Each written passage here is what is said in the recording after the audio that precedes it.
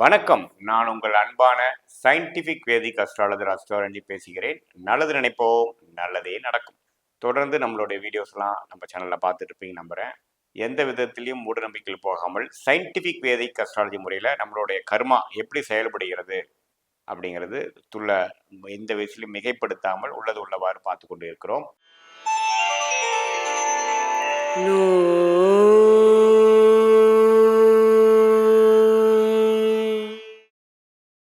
October 2024 சிம்ம ராசிக்காரர்களுக்கு எத்தகைய ஒரு பலாபலனை கொடுக்கக்கூடிய ஒரு மாதமாக இருக்க போகிறது என்று நம்ம பார்க்க போகிறோம். அதுக்கு முன்னாடி நம்மளுடைய சேனல் ஃபஸ்ட் டைம் வரவங்க மறக்காமல் சப்ஸ்கிரைப் பண்ணுங்கள். ஸோ தட் நம்மளோட வீடியோஸ் எல்லாம் உங்களை வந்து அடையும்.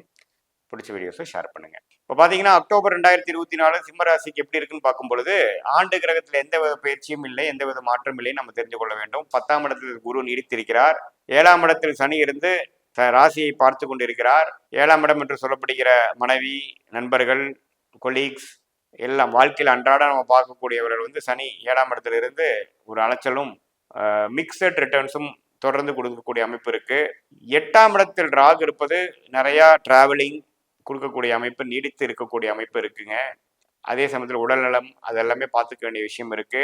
2ஆம் இடத்துல கேது இருக்கும். பண விஷயத்துல வந்து கைக்கு வந்தது வாய்க்கு வரவில்லைங்கிற மாதிரி ஒரு தேடுதல் போயிட்டு இருக்கும். பட் குருவின் பார்வை அதில் கொஞ்சம் நிவர்த்தி கொடுக்கக்கூடிய அமைப்பு உண்டு. இது ஆண்டு கிரகத்தின் அமைப்பு.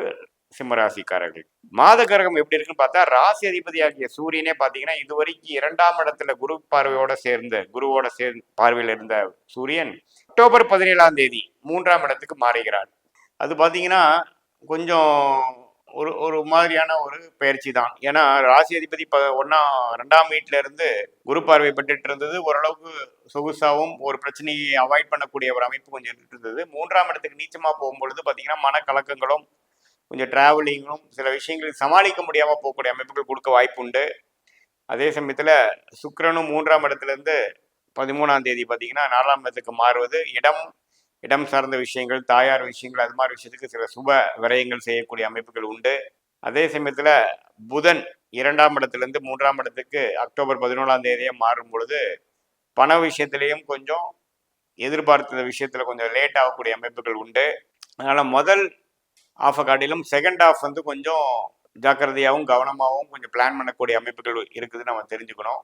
அதே சமயத்தில் செவ்வாய் 11ஆம் இடத்துல இதுவரைக்கும் இருந்த செவ்வாய் 12ஆம் இடத்துக்கு வருகிறார் அக்டோபர் 21. ஸோ செகண்ட் ஆஃப் வந்து கொஞ்சம் சில விஷயங்கள் வந்து கன்சர்வேட்டிவாக இருக்கும். சில விஷயங்கள் நடக்கக்கூடிய விஷயங்கள் தாமதமாகவும், மாணவர்களாக இருந்தாலும் சரி, பெரியவர்களாக இருந்தாலும் சரி, குடும்பஸ்தனாக இருந்தாலும் சரி, வேலையில் இருக்கிறவங்க, தொழிலதிபர்கள், வியாபாரி எல்லாத்துக்குமே பார்த்தீங்கன்னா அக்டோபர் செகண்ட் ஹாஃப்லேருந்து கொஞ்சம் சில விஷயங்கள் வந்து அவ்வளோ சாதகமாக இருக்காதுன்னு தெரிந்து முன்கூட்டியே முதல் 2 வீக்ஸ்லேயே கொஞ்சம் ரெடியாக மென்டலி ப்ரிப்பேர்ட் ஆகி அதுக்கு வேணுங்கிற மாற்று அமைப்புகள் மைண்டில் நீங்கள் வச்சுக்கணும்னு நான் வேண்டிக் கொள்கிறேன். பட் நம்ம சாதகம் இல்லாமல் இல்லை. ஏன்னா குரு 10ஆம் இடத்திலே நீடித்திருந்து 2ஆம் இடம் என்று சொல்லப்படுகிற குடும்பம், தன, வாக்குஸ்தானத்தை பார்ப்பது பார்த்தீங்கன்னா அந்த அளவுக்கு ஒன்றும் பிரச்சனை இல்லை. பட் மாத கிரகம் குறிப்பாக ராசி அதிபதி 3ஆம் இடத்துல நீச்சமாகிறது, எந்தவித சுப பார்வையும் பெறாமல் இருப்பது கொஞ்சம் மனக்கலக்கங்களை கொடுக்கக்கூடிய அமைப்பு இருக்கு. உடம்பு சரியில்லாமல் இருக்கிறவங்க கரெக்டான ட்ரீட்மெண்ட் எடுத்துக்கணும். வயசானவங்க வந்து கொஞ்சம் குறிப்பாக 60 வயசுக்கு மேலே இருக்கிற சீனியர் சிட்டிசன்ஸ் வந்து கொஞ்சம் செக்கப்பு முதல்ல ஏதோ மெடிசன் எடுத்துட்டு இருக்கீங்கன்னா கொஞ்சம் டாக்டரோட ஆலோசனை பார்த்து பண்ண வேண்டும். ஒரு ரெகுலர் செக்கப் பண்ணிக்கணும். அது மாதிரி விஷயங்கள்லாம் கொஞ்சம் தேவைப்படுகிறது. மன உத்வேகம் குறையும். எப்பவுமே ராசி அதிபதி நீச்சமாகும் பொழுது உத்வேகமும் ஒரு டெசிஷன் எடுக்கிறதுல வந்து ஒரு ஸ்திரத்தன்மையும் இல்லாமல் போக வாய்ப்பு இருக்கு. அது வந்து ஒரு 2-3 மாதம் தான். அதுக்கப்புறம் நவம்பர் மிடில்லையே மாறக்கூடிய அமைப்பு இருக்கு. பெருசாக நம்ம வந்து அதனால பாதிக்கப்பட வேண்டியதில்லை. பட் செகண்ட் ஹாஃப் வந்து சில முக்கியமான முடிவுகளை எடுக்கக்கூடாது. சில விஷயங்கள் வந்து நமக்கு பாசிட்டிவாக வராதுங்கிறத நம்ம தெரிந்து கொள்ள வேண்டும். அதே சமயத்தில் ராகு 8ஆம் இடத்துலேயே நீடித்து இருக்கிறதுனால தூர பிரதேசம் போகிறப்ப கொஞ்சம் கேர்ஃபுல்லாக இருக்கணும். நம்மளோட பர்ஸு, நம்மளோட திங்ஸ் எல்லாம் கொஞ்சம் கேர்ஃபுல்லாக வச்சுக்கணும். கொஞ்சம் அஜாக்கிரதையாக இருந்தோம்னா மிஸ் பண்ணிக்கக்கூடிய அமைப்புகள் இருக்குது. 8இல் ராகு வந்து கொஞ்சம் பிரயாணங்கள் அதாவது டிராவலிங்கில் வந்து சில பிரச்சனைகளும் சில தடைகளும் கொடுக்கக்கூடிய அமைப்பு இருக்குது. அது குறிப்பாக ராகு திசை நடக்கிறவங்களுக்கு அது கோச்சார அடிப்படையில் அப்படி கொடுக்க வாய்ப்பு இருக்குது, பார்த்துக்குங்க. மற்றபடி வந்து குரு பார்வை வந்து 4ஆம் இடம், 2ஆம் இடம், 6ஆம் இடத்தை பார்ப்பதனால் ஒன்றும் தப்பு இல்லை. அதே சமயத்தில் ராசி அதிபதி வந்து ஒரு கொஞ்ச நாட்கள் தான் வந்து நீச்சமாக போகிறாரு. அதுக்கப்புறம் வந்து 4ஆம் இடத்துக்கு வந்துடுவார், அது பிடித்த வீட்டுக்கு வந்துடுவார். ஸோ அக்டோபர் செகண்ட் ஹாஃப்ல ஒரு இம்பார்ட்டண்டான டெசிஷன்ஸ்லாம் எடுக்காம ஓரளவுக்கு மெயின்டைன் பண்ணிட்டு போகக்கூடிய அமைப்பை நீங்கள் பார்க்கணுங்கிறது நான் கேட்டுக்கொள்கிறேன். சுப விரயங்கள் அது மாதிரி சில விஷயங்கள், சின்ன பிராணங்கள், ஒரு விஷயத்தை குடுக்கல் வாங்கல் அது மாதிரி விஷயங்கள் வந்து ஓரளவுக்கு பண்ணக்கூடிய அமைப்புகள் கண்டிப்பாக உண்டு.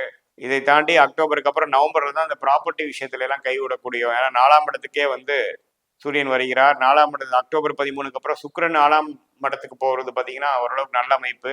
தாயார் இடம் விஷயத்துல கொஞ்சம் சில அக்கறைகளும் சில ஃபோக்கஸும் நம்ம பண்ண வேண்டியது இருக்கும். அது வந்து நவம்பர் மாசத்துல ஓரளவுக்கு நல்ல பலன்களை பெறதுக்கு அது ஒரு ஃபவுண்டேஷன் ஆகிற விஷயமா இருக்கும், நம்ம தெரிஞ்சு கொள்ள வேண்டும். இது வந்து பொதுவான பலன்களை தவிர உங்களுடைய ஜென்ம ஜாதகத்தில் என்ன தசாபுக்திகள் போயிட்டு இருக்கிறது, தசாபுக்திகள் சிறப்பாக இருக்கும் பட்சத்தில் நான் சொன்ன சாதகமான பலன்கள் அதிகமாகவும், தசாபுக்திகள் சிறப்பில்லாமல் இருக்கும் பொழுது நான் சொன்ன சாதகமற்ற பலன்கள் அதிகமாகவும் நடக்கும் என்பதை தெரிந்து கொள்ள வேண்டும். மீண்டும் மற்றொரு காணொலியை சந்திப்போம். நன்றி, வணக்கம்.